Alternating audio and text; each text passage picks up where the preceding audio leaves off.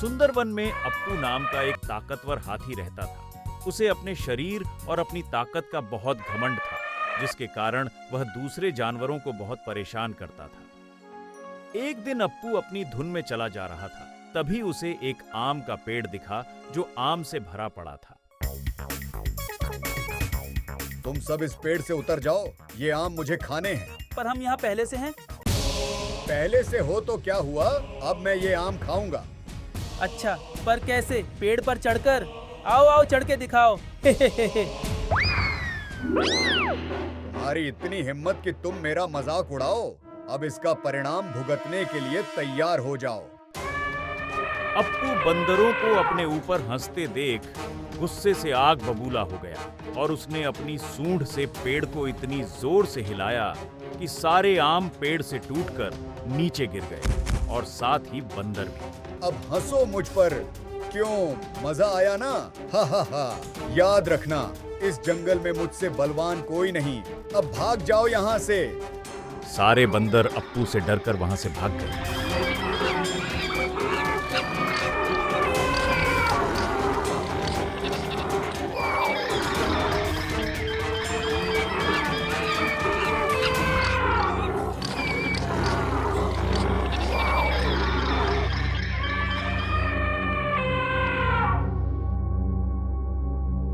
तुम एक मामूली और कमजोर कौवा होकर मुझसे ऊपर कैसे बैठ सकते हो? चलो मेरे सामने सिर झुकाओ। अप्पू, मैं एक आजाद पंछी हूँ, किसी के आगे सिर नहीं झुकाता।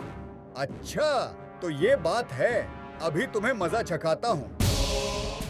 अप्पू अपने घमंड में मदमस्त होकर बिना कुछ सोचे समझे अपनी सूंड से पूरे पेड़ों को उखाड़कर हवा में फेंक दिया।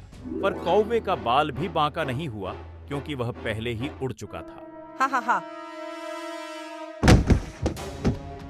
हा हा हा, मूर्ख हाथी, सिर्फ शरीर बड़ा होने से कोई बुद्धिमान नहीं हो जाता। देखा, अपने ही खोदे हुए गड्ढे में गिर गए ना। हा हा हा, अब तुम यहीं दबे रहो, मैं तो चला आसमान की सैर करने।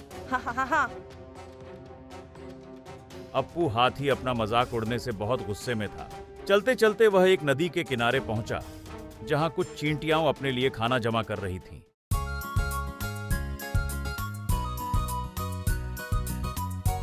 अप्पू जैसे ही पानी पीने के लिए नदी की तरफ बढ़ा, एक चींटी उसके पास आई। कैसे हो हाथी राजा? मुझे क्या होगा, तुम लोग अपनी चिंता करो। यहाँ नदी किनारे क्या कर रहे हो? तुम्हें पता नहीं, बरसात का मौसम आने वाला है। हम उससे पहले अपने लिए खाना जमा कर रहे हैं, ताकि बरसात में कोई दिक्कत न हो। हा हा हा, मुझे तो बरसात में कोई दिक्कत नहीं होती।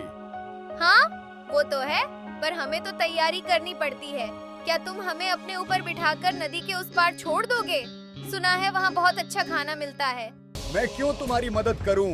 मैं एक चींटी को अपने ऊपर बैठे नहीं देख सकता। हट जाओ मेरे रास्ते से। क्यों?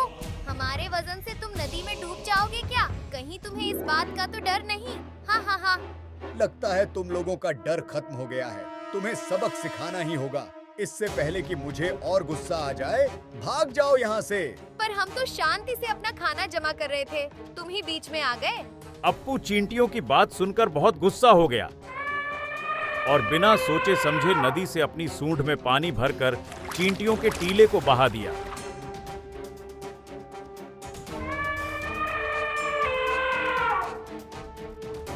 ये तुमने क्या किया अप्पू? हम तो बस थोड़ा सा मजाक कर रहे थे, तुमने तो हमारा घर ही तोड़ दिया। अब हम क्या करेंगे? मुझे जो करना था वो मैंने कर दिया, और तुम क्या करोगे? तुम तो चाहकर भी मेरा कुछ नहीं बिगाड़ सकते। हा हा हा हा। अप्पू वहां से चला गया, पर चींटियां अप्पू की इस हरकत से बहुत गुस्सा हो गईं और अप्पू को सबक सिखाने की ठान ली।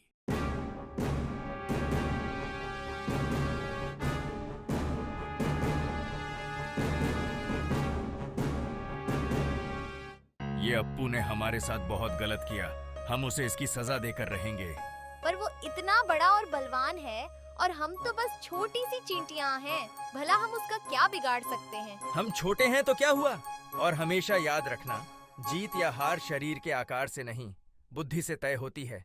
मेरे पास एक योजना है जिससे अप्पू को उसकी गलती का सबक जरूर मिल जाएगा। चींटियों के सरदार ने अप्पू के खिलाफ जंग का ऐलान कर दिया था और अपनी योजना के तहत वह चुपके से अप्पू के पास पहुंच गया, जहां वह आराम से सो रहा था। अरे अप्पू सो रहा है, अब इसको पता चलेगा चींटियों से उलझने का मतलब। अप्पू को सोता देख चिंटू अपनी योजना के अनुसार अप्पू हाथी की सूंड में घुस गया और अंदर से उसकी सूंड में काटने लगा, जिससे अप्पू की नींद खुल गई। मेरी सूंड में कुछ घुस गया है। ओ, इसे बाहर कैसे निकालूं? बार बार चिंटी के काटने से अप्पू हाथी परेशान हो गया। वो दर्द से चिल्लाता हुआ इधर उधर भागने लगा।